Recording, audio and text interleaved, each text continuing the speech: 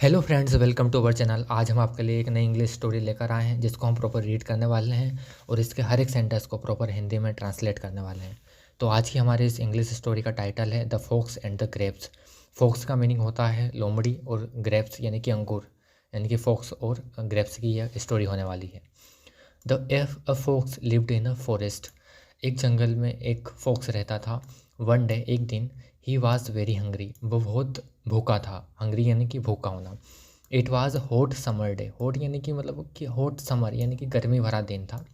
He went out of his place, he went out यानी कि बाहर गया, ऑफ इस प्लेस यानी कि उसकी जगह से, यानी कि वो जहाँ पर रहता था वहाँ से वो बाहर गया।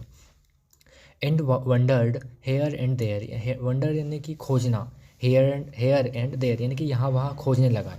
क्या खोजने लगा? He is looking up for some food, यानी कि वो कुछ फूड यानी कि कुछ खाना ढूंढ रहा था उसके लिए, यानी कि वो भूखा था, वो खाना ढूंढ रहा था।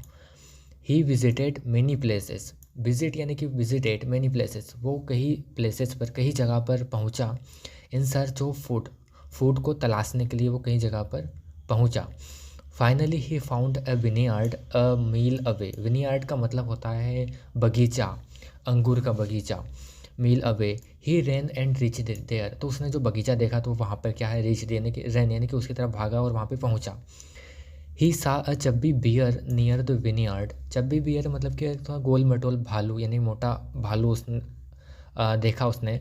नियर द विनीयार्ड मतलब कि जो बगीचा था उसके पास, जो अंगूर का बगीचा था उसके पास। The chubby bear asked him politely, the chubby bear यानी कि जो चब्बी बियर था उसने उससे पूछा पोलाइटली यानी कि विनम्रता से पूछा। वेयर आर यू गोइंग, तुम कहाँ जा रहे हो? The hungry fox glared at him, glared मतलब होता है घूरना। हंग्री फॉक्स ने उससे क्या, ग्लेयर्ड एट हिम यानी कि उसकी तरफ घूरा, एट हिम उसकी तरफ।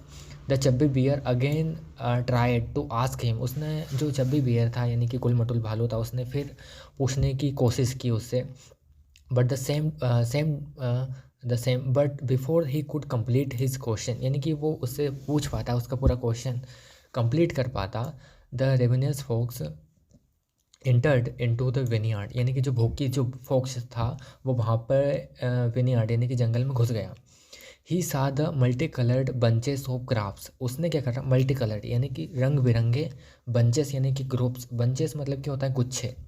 ग्रुप्स में जो ग्रेप्स होते हैं उनको group, bunches of grapes in the vineyard यानी कि उसने मल्टी कलर रंग बिरंगे जो अंगूर के गुच्छे विनीयार्ड यानी कि बगीचे में, अंगूर के बगीचे में देखे। आगे देखते हैं। He was amazed and become very happy, वो मतलब कि बहुत अमेजिंग हो गया और बिकम वेरी हैप्पी यानी कि बहुत बहुत खुश हो गया।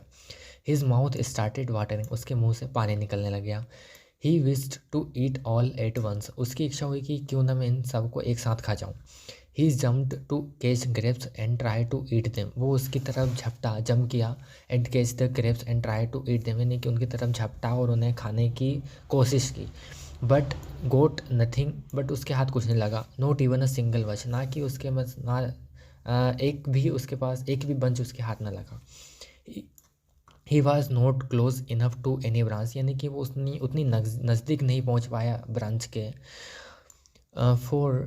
Focus jumped high to catch the grapes, यानी कि उसने काफ़ी हाई छलांग लगाई उसको झपटने के लिए।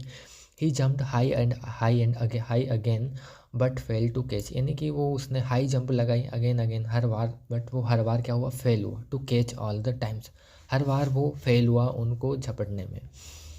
His all efforts were no use, उसके जो भी प्रयास थे वो सब बेकार गए। As the grapes were far away, क्योंकि जो ग्रेप्स थे वो बहुत दूर थे।